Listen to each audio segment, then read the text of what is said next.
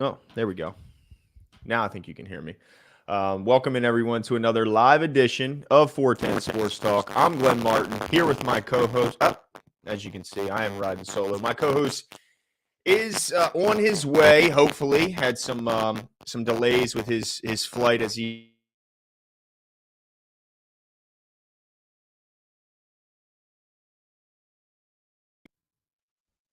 All right, I think you guys got me now. Let me know in the chat if you guys are hearing me nice and clearly. Having some technical issues. Lindsay, what's going on? Amber, Don C. Not working late. Nice. Good to hear you.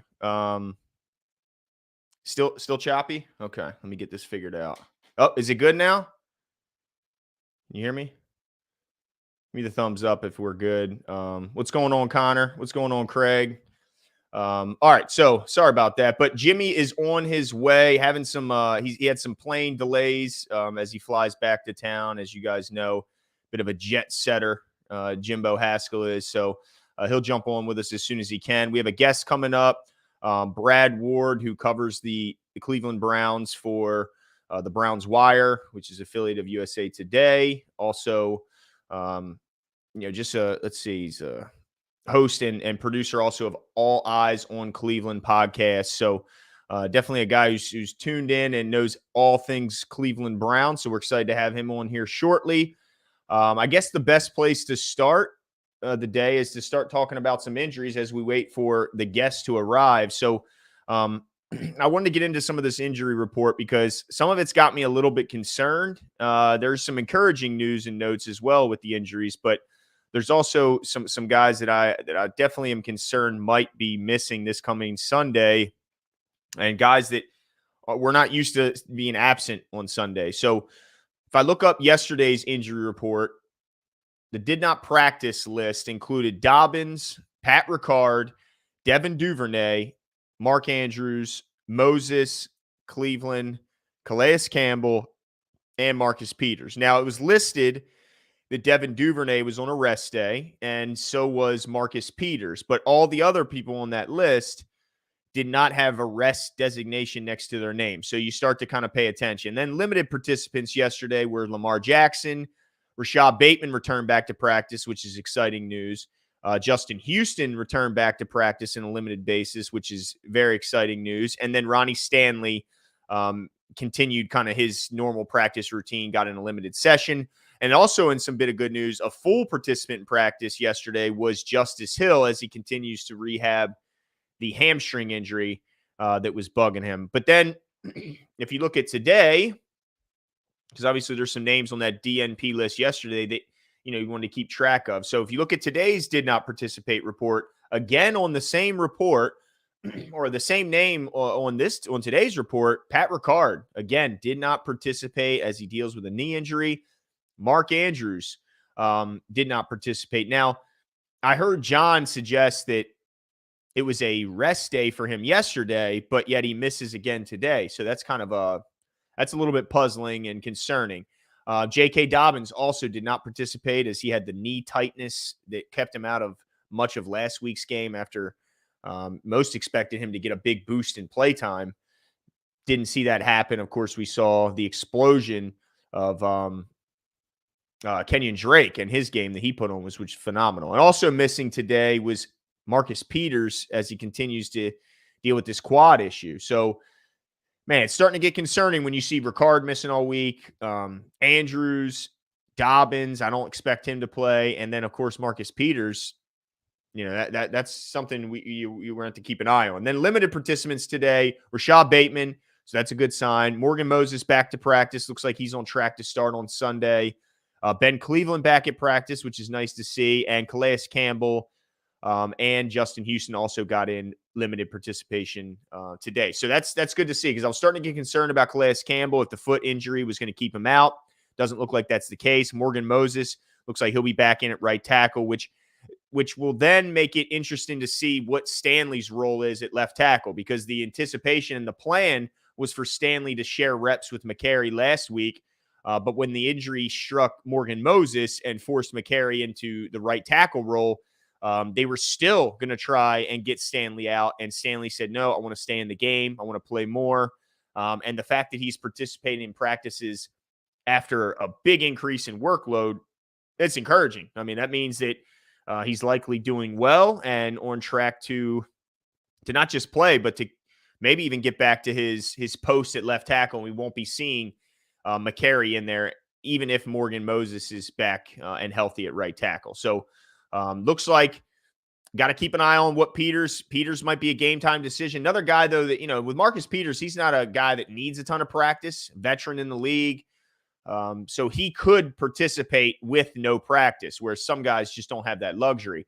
I think the same could be said with Mark Andrews. I do not expect Dobbins to play this week, but the good news on that is the expectation is that Gus Bus is back. They asked, Greg Roman about it. Greg Roman said that Gus Bus is looking good and they're excited to get him back. So it sounds like he'll be on track to play, and it looks like that backfield will consist of Gus Bus as well as Justice Hill and Kenyon Drake.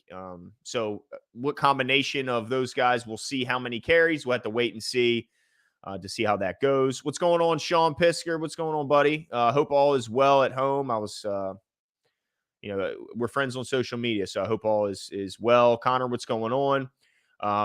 El Vito 52. Now, we're not going to the game, not this Sunday. We went what was it? We went to the Sunday night game. That was our most recent. Not going to this one. Hopefully get to another game before the year's out. We'll have to kind of wait and see how the schedules go there. But yeah, so the injury report, it's kind of one of those things where some weeks it's more lengthy than others. Some weeks it's more returning players than exiting.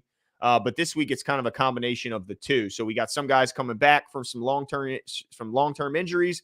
But then we also have some new guys popping up on the injury report that is, definitely key contributors. So, be on the lookout for Pat Ricard and Marcus Peters as well as Mark Andrews. But I'm excited to introduce our next guest. You guys have seen him on our program before, so if you're a longtime fan, this will be a familiar face. Again, I mentioned in the opener, he's a writer for USA Today's Browns Wire and also a host and producer on the All Eyes on Cleveland podcast. I want to welcome guest and friend of the show, Brad Ward. What's going on, Brad? How you doing tonight? What's up, Glenn? Thanks for having me back, man. Good to chat with you, brother. Yeah, man. Excited to have you back on. It's always nice to have a consistent guest come back on. It's sometimes it doesn't work out that way, but glad to see it is tonight. Everybody wondering where Jimbo is. He's on his way. He had a plane delay, so he is on his way and will be jumping on as soon as he can. But for now, it's me and Brad to keep you company. So thanks for joining me, Brad. I appreciate it. Riding solo is not something I'm used to doing, so it's nice to have someone on here. Hey, life happens, right? Absolutely. Absolutely. All right, so let's get into this matchup because this is an exciting game, another division matchup, and so I just want to dive right into it. I mean, what more can be said about Nick Chubb that hasn't already been said? It's clear this guy, if not the best running back in the game, he's certainly in the conversation. But what's the kind of the share load between Nick Chubb and Kareem Hunt this year? I'm kind of curious how they're divvying up the responsibilities. I would say for the first 5 weeks, it was Nick Chubb, over 20 carries, and that's kind of what fans were clamoring for. In a year where Baker was injured last year, fans were not happy with the amount of carries and touches that Nick Chubb got, right? And basically a lot of people saying, hey, listen, last year of Kareem Hunt here, probably in Cleveland, his deal's up after this year. You're getting prime Nick Chubb, right? Like, I think this is the best we may ever see him. He looks, extremely light at 230 pounds. He's just making people miss all over the place. Just feed him the ball. Get him the ball, right? And that was pretty well worked. Their offense ran pretty efficiently until last week when they ran into the Patriots. And they had a good plan to stop the run. And more than anything than stopping the run, just the game script was one that the Browns got behind, and getting behind, you have to throw. and they got away from the run. So the split between Kareem Hunt, though, it's pretty. I feel like they try to use Kareem like a compliment and get him get him a rest. Like, so if he gets, every 5 touches that Chubb gets, he probably get 1 or 2 from Kareem, something like that. Okay. And they like to use Kareem on passing downs more. He's a better pass catcher than Chubb, although he's adequate at it. But Kareem is a much better, route runner and receiver of the football. So they'll use him situationally like that, and it pisses Browns fans off because it's like, oh, the most important downs of the game, your best player's not on the field because they stick Hunt out there. So, and I get that, but at the same time, Hunt is a better receiver. Chubb is best in the screen game if you're going to use him in the pass game at all. Gotcha. Well, speaking of receiver, the Browns bring over Amari Cooper from the Cowboys as their big splash offensive signing. What's your thoughts been on Amari Cooper? Because when I watch the tape and when I watch the Browns, maybe I mean, look, I'm no expert. I'm a novice. I'm a fan first. But when I watch it, I like Peoples-Jones a little bit more than Amari Cooper. But maybe that's just a Ravens fan looking from far away. What's your thoughts on Amari? I like them both. Amari is a technician. He is extremely good route runner, right? Like, he is very, very good in his routes, and he is fit into this offense well. He'll have a big week and then a small, not so great of a week, but as a whole, he's done well in this offense. And then, but I like Donovan Peoples-Jones a lot too. He brings to the table more than Amari does as far as like a big play receiver. He's a guy that'll go up and get jump balls. He's gotten a lot better as far as dependability, as far as catching. He catches everything in his catch radius. So, one of the spots that I thought that the Browns front office neglected on this roster was wide receiver. I was like, man, after Amari and Peoples-Jones, and David Bell, who they drafted, who you really can't count on because he's a rookie, it really drops off, right? Well, the way they've used their offense this year, they haven't really needed anybody besides those guys and Njoku at tight end. So that is one place that I was wrong. They don't really need. I think this week will be the first week that they'll really need to lean on that third wide receiver more. If we get, it sounds like we're going to get a healthy Humphrey or 2 healthy corners from you guys, right? So, is that's Marcus Peters has got me a little concerned on whether or not he's going to suit up, but I thought it was rest today, right? Rest today for Peters, or no? Yeah, that's what they're saying it is, but okay. He didn't practice yesterday or today, so okay, that's concerning me.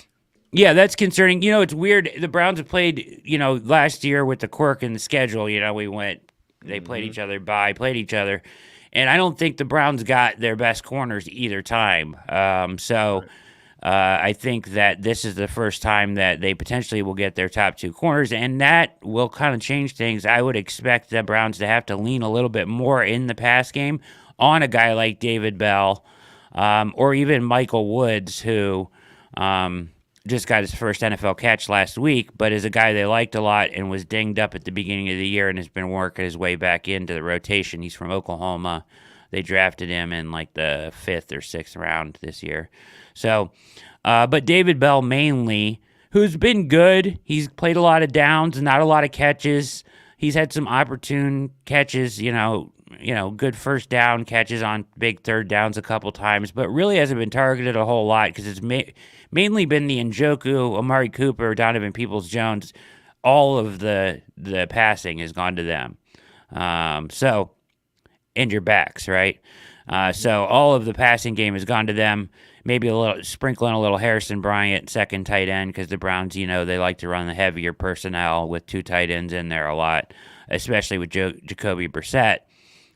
So I think this week, if we get Peters healthy, right, and Humphrey, I think that the Browns will probably have to lean more towards using that third wide receiver for the first time, really, than they've had more than they've had to all year. Yeah, and of course, David Njoku, you touched on. I mean, a mismatch issue, vertical threat from the tight end position. Seems like the Ravens would have, at least on paper, some people in house that could handle him. Certainly, Kyle Hamilton being drafted in the first round with his size and length is that this is the type of matchup they had in mind. But just talk about what type of mismatches that David Njoku can cause for defenses that. I mean, you're not used to seeing the tight end be such a deep ball threat down the field. Yeah, he runs so well with the ball. He's so hard to bring down once he gets going, He's a monstrous human being. And, he goes up and he can high point the ball well, and he presents all kinds of matchup problems. If you put a tight end on him, he can run faster and he can get up higher. If you put a linebacker on him, I meant. If you put a corner on him, then he can get physical with them. If you put a safety on him, a little of both, right? So he seems to be winning a lot. They gave him this big contract in the offseason, and his numbers haven't been like glorious by any stretch of the imagination. They've kind of been pedestrian numbers compared to what they expected from him when they drafted him. And they gave him the big contract anyways because they were efficient numbers, right? They were like, all right, look at his EPA per play and all this stuff. His efficiency numbers are outstanding. We are going to give him this contract. And people were like, that is way too much money to be given this guy. Well, he's lived up to it so far. He's had an excellent year. Big games. He's a huge part of the offense. So, yeah, he creates a lot of mismatch nightmare for people. But, the Browns' offense has been efficient when they've been able to run. Jacoby Brissett played his first 6 games better than I ever expected him to play, like far exceeded my expectations. Some very dumb turnovers at the end of games that cost them games. But as a whole body of work, he was much better than I thought. I was expecting a regression game, right, Glenn? I was expecting that game where Jacoby regresses back to what he really is, and we got that last week. He was terrible against the Patriots. Everybody was pretty bad against the Patriots last week. So, and in a drubbing. So here we are at 2-4. Lost a lot of close ones. The Jets 99.9 win probability under 2 minutes and coughed that one up. Missed a field goal against the Chargers to beat them at the end, and threw an interception with under 2 minutes inside the red zone, inside the 10-yard line. And also against Atlanta, felt like that was right in their grasp as well and kind of coughed that one up. So, coulda, woulda, shoulda stuff, but here they are at 2-4, and they've got a lot. This is a huge stretch right here where we get you guys, and then we get Monday Night Football against the Bengals back to back. So, yeah, it's a tough stretch. And listen, you don't have to tell Ravens fans about coulda, woulda, shouldas, as the Ravens have had double-digit leads in every fourth quarter against their losses. So I know it's been brutal for both teams, right? What was it? The Giants game, right? Up 20-10. Yeah, and then you guys were beating the Dolphins, right? Oh, that was we were up. Let's see. In that game, we were up 35-14 in the fourth quarter, and we lost 35-14. And then against the Bills, up 20-3. Lost the game. I mean, so you talk. I mean, a lot of Ravens fans say, "How are we not 6-0?" And it's hard to argue. But I do want to ask about the defensive side, and you can't go any further than the 2 edge guys. And it sounds like it's not just going to be Myles Garrett, who I think I saw graded out to be the highest graded defensive player in the league last week, and with his performance. And it sounds like he's getting his running mate Jadeveon Clowney back. Is that the case? Will we see Clowney on one side and Garrett on the other? Man, I hope so. They really need him back. So this has been, I don't know how closely you guys pay attention to the AFC North, or your listeners do, but it has been the defensive side of the ball has been a debacle for the Browns this season. from the get-go. So, Joe Woods returns for his third year as the defensive coordinator. It looks on paper like the Browns have good corners, good safeties. They've got Jeremiah Owusu-Koramoah, Anthony Walker at linebacker, and then you've, of course, got your edges with Clowney and Garrett. And at the end of last year, where they were playing like a top 5 defense, so high expectations for this defense, right? Mm-hmm. And like, hey, Jacoby, run the football. Let's try to get 5 or 6 wins before Watson returns, right? It's kind of like the plan, right? You got 11 games. Can you stay around 500 before he returns? The defense has been atrocious. Breakdowns in the secondary. Denzel Ward, who you signed to a $100 million contract at corner, has been abysmal. I mean, we're talking like 20s and 30s PFF grades on a week-to-week basis. Coverage grades terrible. They have not tackled well. They have not pressured the quarterback well, with the exception of Garrett. And when Clowney hasn't played, Garrett has been not great either. It's not like he's taken over games, I mean, yeah, he gets that high grade because he gets double-teamed and triple-teamed, but there's been nobody else opposite him that has really stepped up unless when Clowney's in the game. So they very much need him to be back. The Browns' defensive tackles are awful. So, up the middle, they're very bad. They lost Anthony Walker, their Mike linebacker, for the season, and that kind of sent them into a tailspin, right? So Jacob Phillips, who's not really ready to take on that responsibility, became the Mike linebacker, and he's just terrible. He over pursues, takes bad angles, doesn't tackle well. He's really been exposed. So this game scares the crap out of me, Glenn. This game, I mean, your guys' run game scares the crap out of me. I'm very concerned about this game. You tell me how much. I've watched as much Ravens as I can. How often are the Ravens designing runs for Lamar, or is he just doing that? Is that just his normal freelance stuff?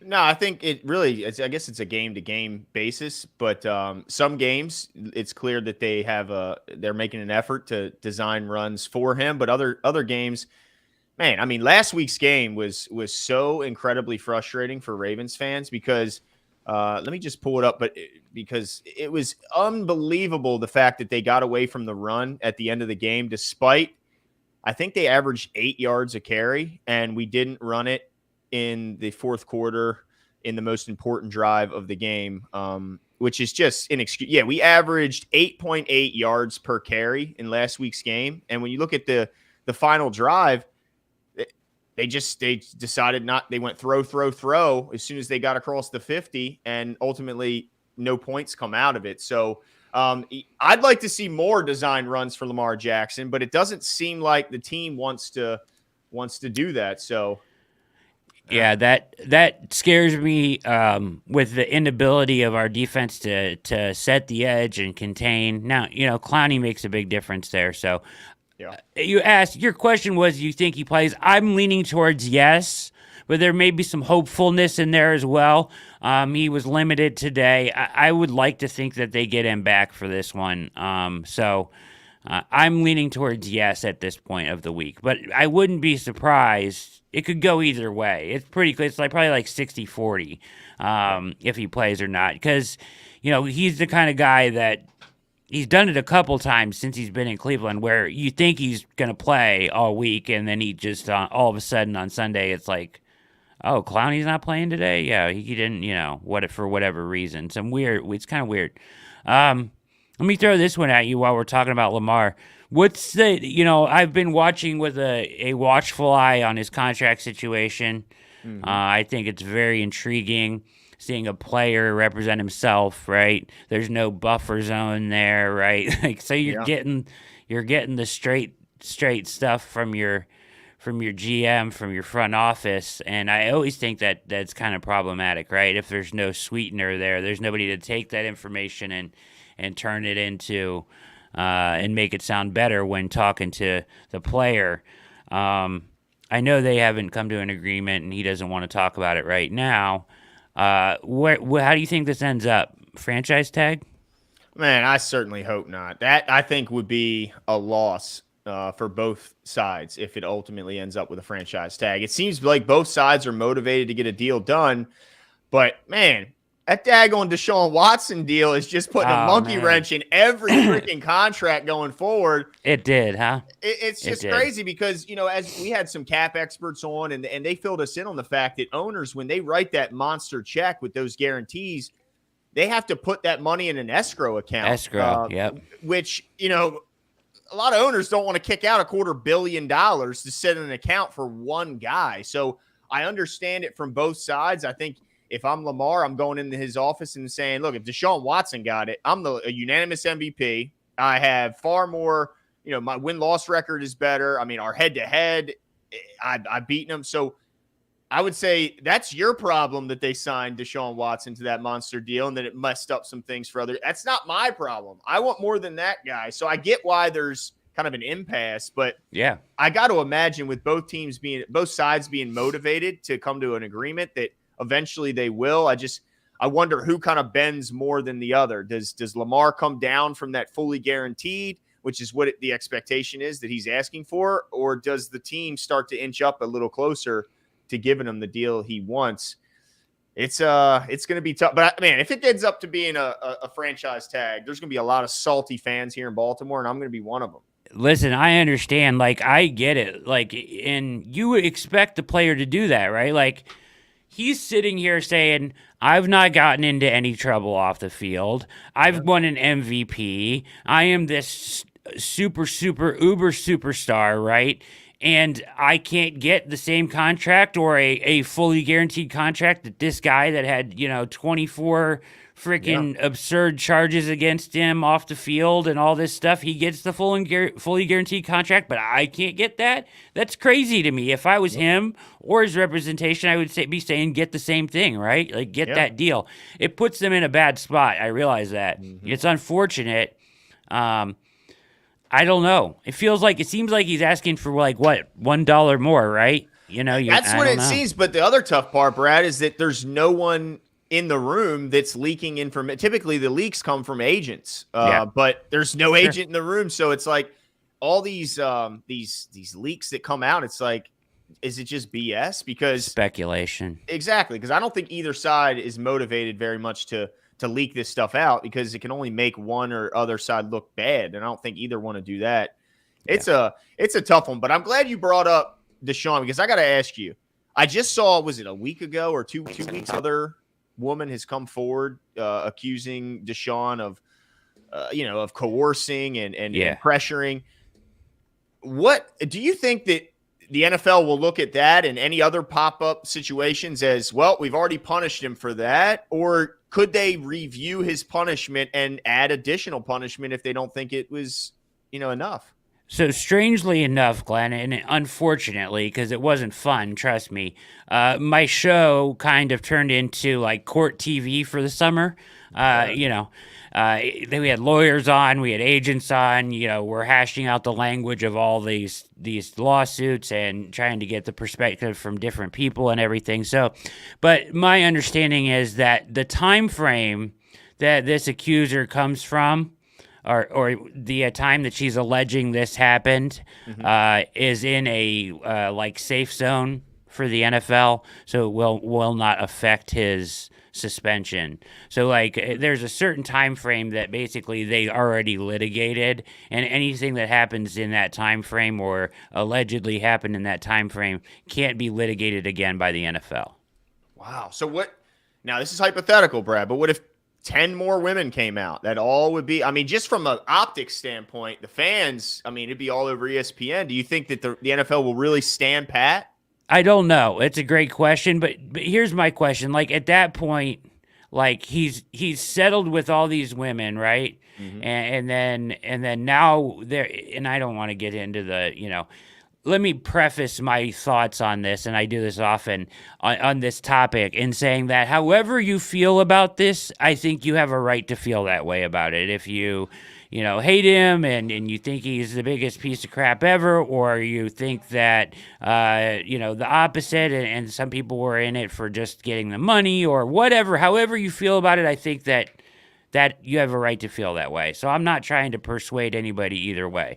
I think that probably what's the difference between 24 and 34? It seems like a lot, but when you've already litigated 24 cases and the more that they were adding on didn't make a difference at that point, I mean, really what they brought in front of the NFL was 3 cases, right? The judge threw out the 4th one. They talked about 3 cases. They brought their best 3 cases in front of the NFL. Not in front of the NFL, in front of Sue Robinson, Judge Sue Robinson at the time. And then she ruled, and then it got kicked to Roger, who kicked it to, and ultimately they came to a settlement, right, at 11 games and all the money that he has to pay. So I think with that settlement, there is some language in that settlement that a certain time frame is off limits, like we've already litigated that. And anybody that comes forward at this point, I get it. Optically, it would be bad, but really, 24, 34 people are come forward at this point.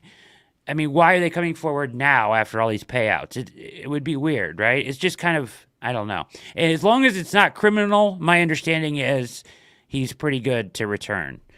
We just got a report from league, their meeting right now, league meetings, right? Owners' meetings, that he has done everything that he's been asked to do so far and is on track to return in December. Okay. All right. And is the feeling that the fans will embrace him? It's a split, right? It put the fans in a bad spot. My brother-in-law, for example, he took down all his Browns stuff, lifelong Browns fan. Has a daughter, and said, that's it. I'm done. He took down everything Browns and doesn't care, won't root for him ever again. So, there are people that feel that way. I know somebody that's covered the Browns their whole life, and they immediately quit their job, moved on, didn't want to do that. Yeah, so there are people that feel that way. There are others that are somewhere in the middle, right? Like they want to root for the Browns, but they feel bad about it, right? And then there are some people that just don't care, and they're going to root for their Browns either way. So, as a fan that covers it, I kind of look at it like this, right? And it's weird, but I think that we are truly disillusioned if we think that the people that we root for in professional sports are always good guys. Like, I think there are probably worse people that we never know about and people that do worse things on lots of the teams that we already root for. Mm-hmm. So I think that it's a little bit hypocritical to be like, oh, this guy, I'm not going to root for a team because of this guy. Well, you may have been rooting for somebody that's 10 times worse and done 10 times worse things and never known about it your entire life. I mean, so I don't know. There's some gray area there, I think. Okay. All right. Yeah, I had to ask about Deshaun before. Of course. That's somebody that's got to be. It probably just pissed off everybody in your chat here. Nah, I don't see anybody. It looks like there's still some people angry at the Texans owner. So. Yeah. Unfortunate stuff. I mean, the whole thing is very unfortunate. He comes across looking like a total sleazebag, and a lot of things. A lot of enablers, right? So. Seems like almost a whole organization in Texas. Yeah, but I do believe in second chances, so I hope that he takes advantage of that, and we'll see what happens. No doubt, absolutely. All right, well, what's your prediction? What happens this Sunday? Do the Browns come out of the big crab cake with a win? No, they don't. No, okay. You're getting the Browns at the right time. Listen, I did a show. Everybody wants our defensive coordinator fired. A lot of people want Stefanski fired, which I don't feel that way because I think the offense has been actually quite good with Brissett.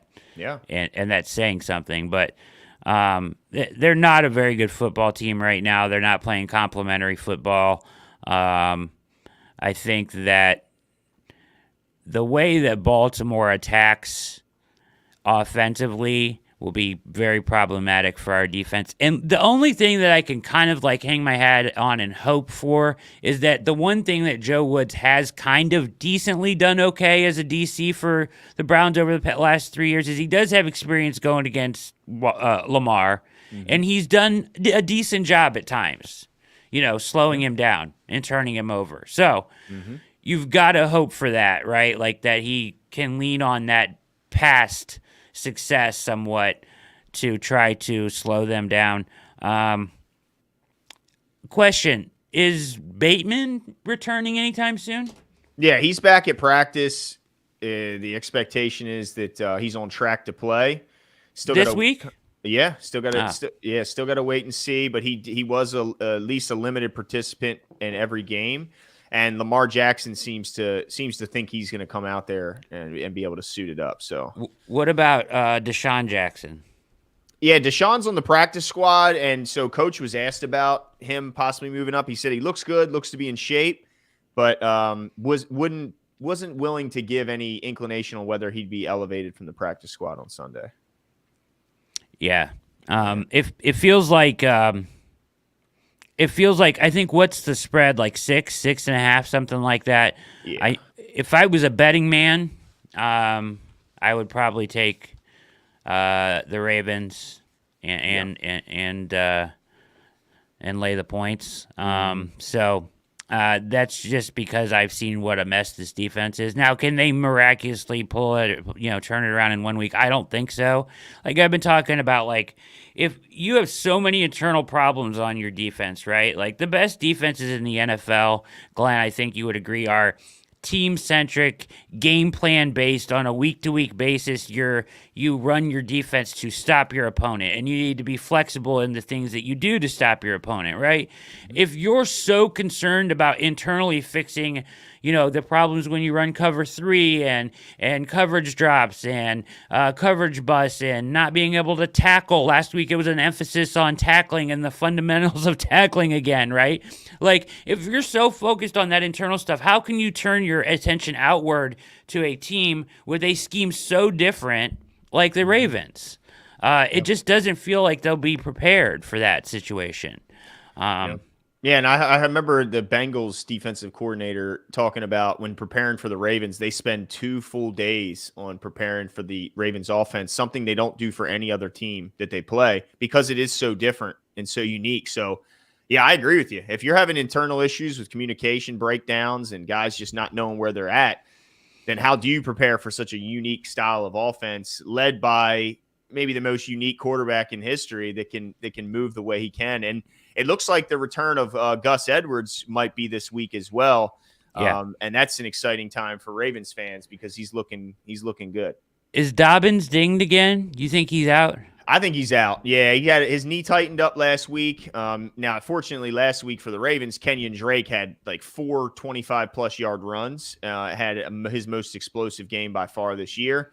And it looks like also not only is Gus coming back, but also Justice Hill is on track to return after having a hamstring injury a few weeks back. So looks like it's going to be a combination of Justice Hill, Kenyon Drake, and Gus Edwards in the backfield. I doubt Dobbins is going to be able to suit up.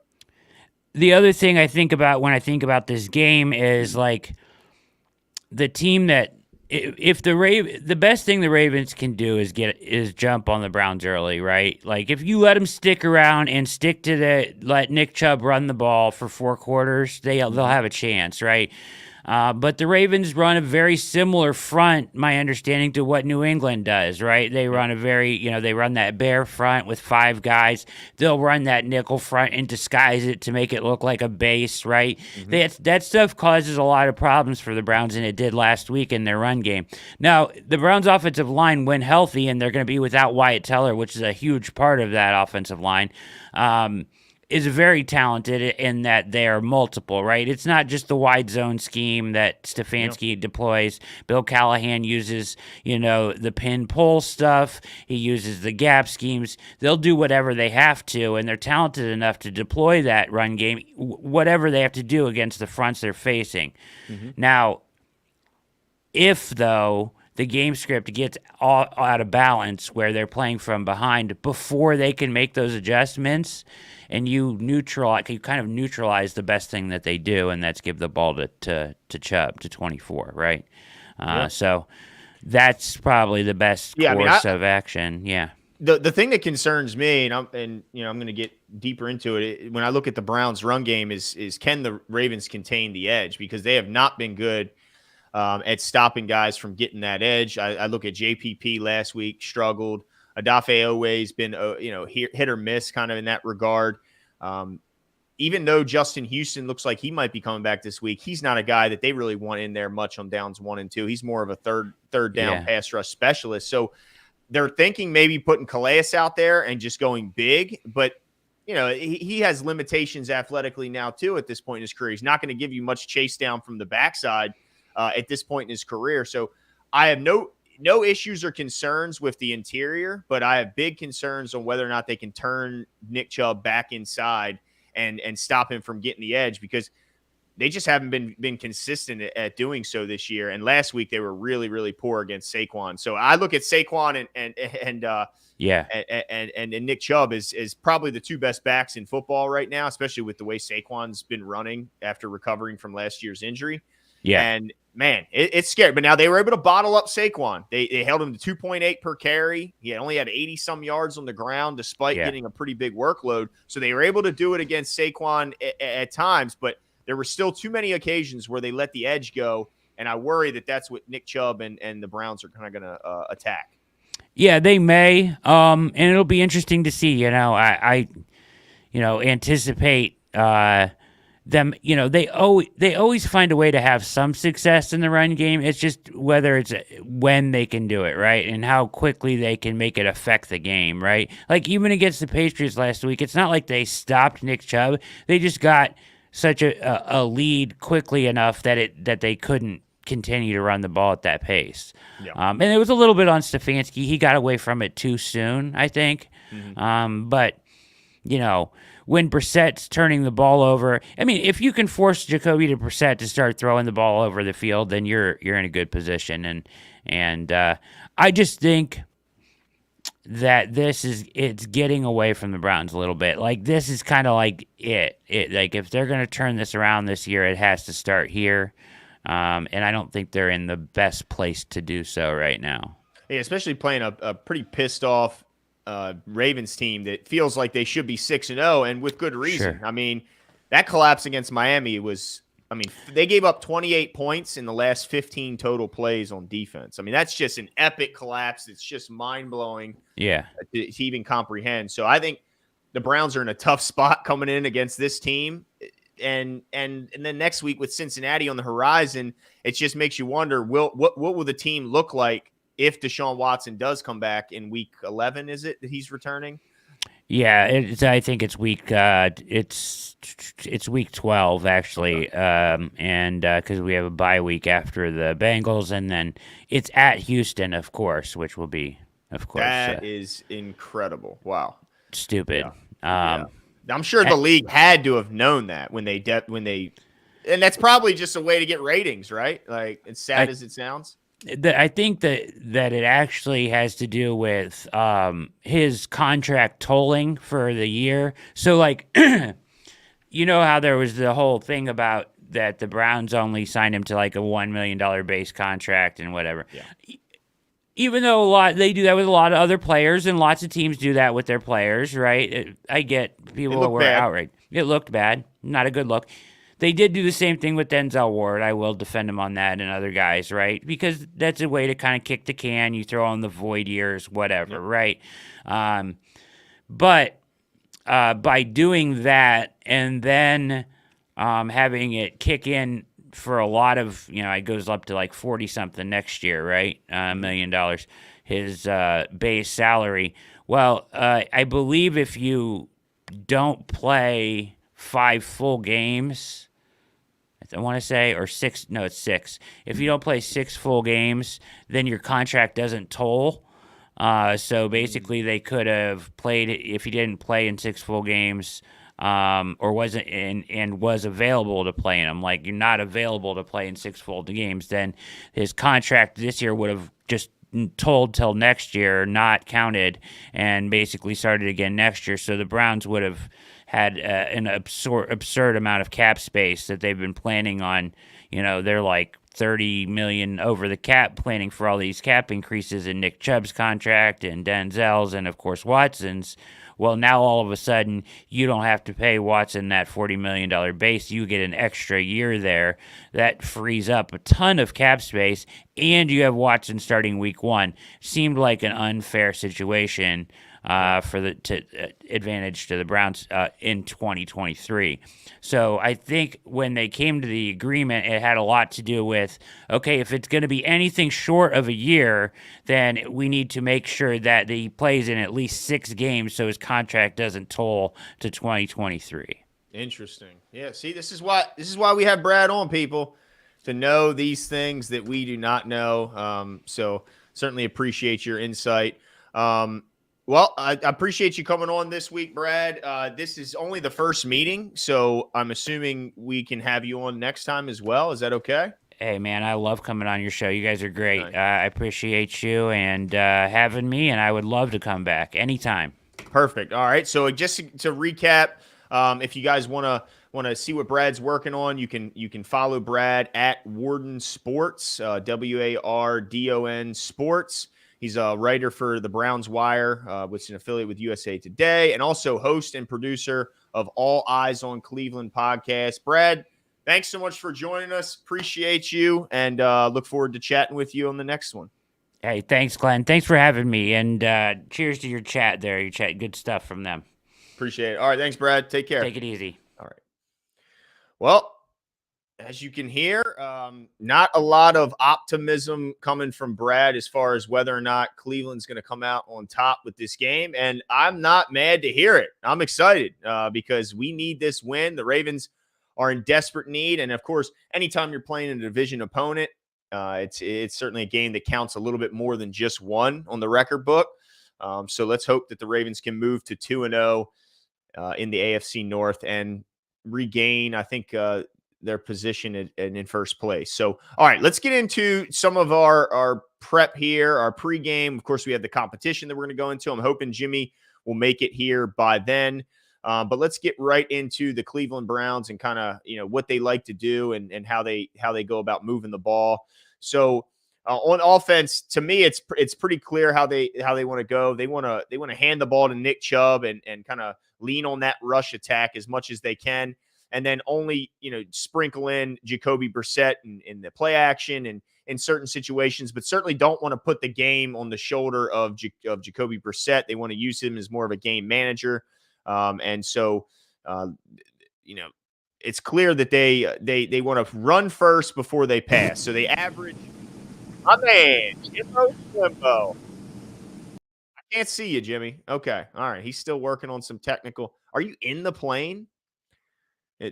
He may have been just from the plane. No, Jimmy is he's on his way back. He's had some flight delays, but as you can see, my man Jimbo is he's dedicated to the cause. So he'll be here very soon. All right. So as a team, the Browns average 5.2 rushing yards per attempt, and they average 172 yards on the ground per game. Fantastic. Number 1 rush team in the league, even ahead of the Ravens, which is quite rare to see any team outrunning the Ravens.